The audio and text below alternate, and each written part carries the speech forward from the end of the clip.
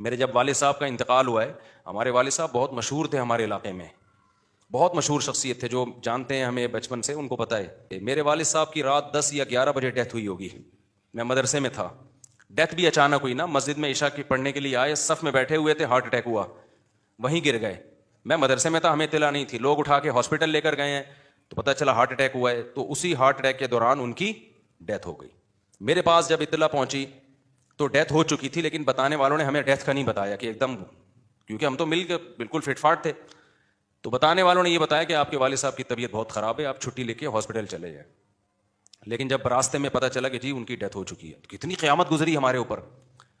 رات 9 یا 10 بجے ان کی ڈیتھ ہوئی ہے، اور الحمدللہ فجر کے بعد ہم ان کو دفنا چکے تھے. اور یہ تاخیر بھی اس لیے ہوئی کہ قبر کھدنے میں تاخیر ہوئی ہے. اگر قبر اس سے پہلے تیار ہو جاتی تو فجر سے پہلے دفنا دیتے ہم ان کو. سمجھتے ہو کہ نہیں سمجھتے ہو؟ نہیں سمجھ رہے میرا خیال ہے. یہ اجمیوں کی رسم ہے، یہ غیر مسلموں کی رسم ہے. ہاں میت پہ دیکھ لو آپ، کسی کے ہاں میت ہو جائے، عربوں میں جب ہو جائے نا، ایک بڑی خوبی ہے ان کے ہاں، میت ہو گئی، غسل کیا، دفن کیا، چلو جی جنازہ پڑھایا، دفنا دیا، ما قدر اللہ، اللہ کے ہاں جو مقدر تھا ہو گیا بھائی، چلو. ہمارے یہاں ادھر سے ماموں آ رہا ہے، ادھر سے چاچو آ رہا ہے، ادھر سے نانی نے نہیں دیکھا بچہ، فلانے نے نہیں دیکھا، ڈمکانے نے نہیں دیکھا. پھر تعزیت کرنے والوں کا ایک اتنا بڑا ہجوم کہ جس کے ہاں میت ہوتی ہے وہ کسی کام کا نہیں رہتا.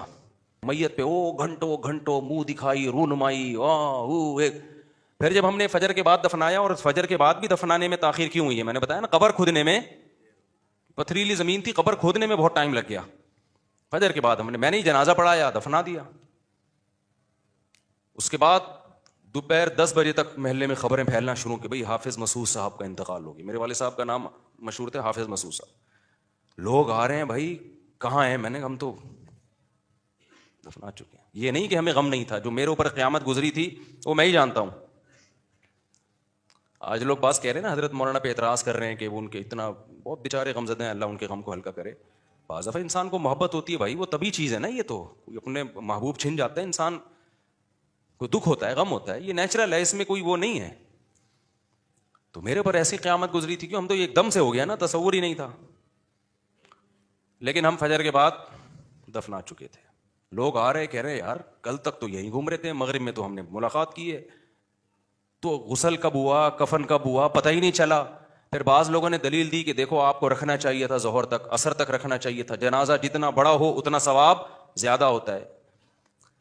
یقیناً جنازہ جتنا بڑا ہو میت کو فائدہ زیادہ ہوتا ہے، لیکن وہ جنازہ جو سنت کے مطابق ہو.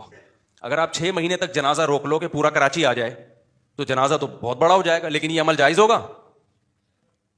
ایک سنت پوری کرنے کے لیے ایک دوسری سنت کو آپ نظر انداز کر رہے ہو جو اس سے زیادہ امپورٹنٹ ہے. شریعت میں جلدی دفنانا یہ زیادہ امپورٹنٹ ہے بنسبت جنازے کو بڑا کرنے کے. ہمارے حضرت ایک مثال دیا کرتے تھے کہ سنت والا چھوٹا جنازہ وہ غیر سنت والے بڑے جنازے سے افضل ہے.